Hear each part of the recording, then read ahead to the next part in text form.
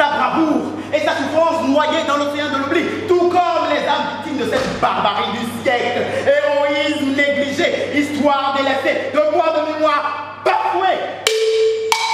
Des hommages à l'endroit de feu Cudjo Lewis, l'un des aïeux déportés sur le bateau Clotilde vers l'État d'Alabama. Afin de préserver sa mémoire dans l'histoire, les descendants de Lewis ont organisé la première édition des trophées Cudjo Lewis le samedi 16 décembre 2023 à Cotonou.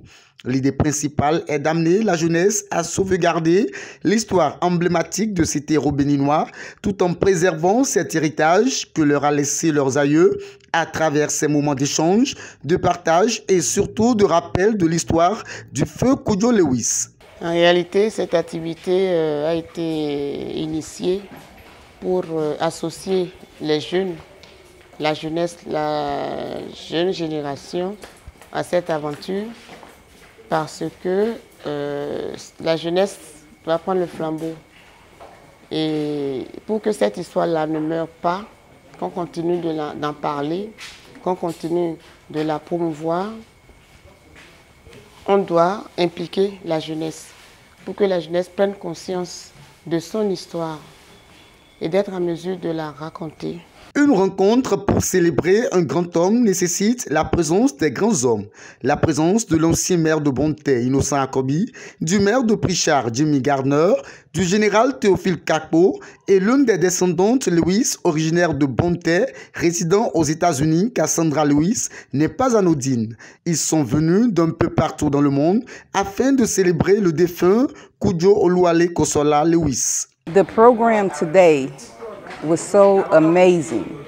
I'm so grateful to meet all those talented kids and the memories that they have, how they can remember all of those words and put it together and draw different pictures. I was amazed. If I come, I want to bring my daughter so she can see. So I have a whole year of planning for her to get her schedule straight. She's trying to get her master's. So if everything go fine, I can have her with me. Je crois que ça s'est terminé en apothéose parce que les enfants nous ont beaucoup émerveillés. Nous avons des jeunes très talentueux en matière d'art. Et vous avez vu que les membres du jury ont des difficultés à pouvoir les départager au point où ils ont pu créer encore d'autres prix pour quand même racheter beaucoup. Donc c'était vraiment bien. C'est une première édition et ça a été une réussite aussi. Pour immortaliser les œuvres de cette figure emblématique, un concours annuel doté de trophées a été institué. Pour la première compétition, ils sont au total 10 à accéder à la grande finale de ce jeu concours. Chaque candidat à tour de rôle vient exposer son art qui décrit une brève histoire de l'homme célébré Cudjo Lewis. Les jurys, après délibération, déclarent vainqueur Ferdinand Kakpo qui a pris le dessus sur ses concurrents en remportant un trophée et une médaille. Le candidat n'a plus les mots pour exprimer sa joie. J'étais vraiment émerveillé, enthousiaste. Si je suis trop heureux, je ne sais pas comment je vais exprimer ça. Je ne sais pas trop exprimer la joie, quoi. Pour le dessin, il n'y a pas de problème. C'est pour le cadrage. Le reste, j'ai beaucoup dépensé pour payer plexiglas, l'aluminium, bordure, pour faire tout ça. C'est ça qui m'a coûté un peu cher. Et pour transporter le tableau aussi du nord vers le sud, j'ai beaucoup dépensé.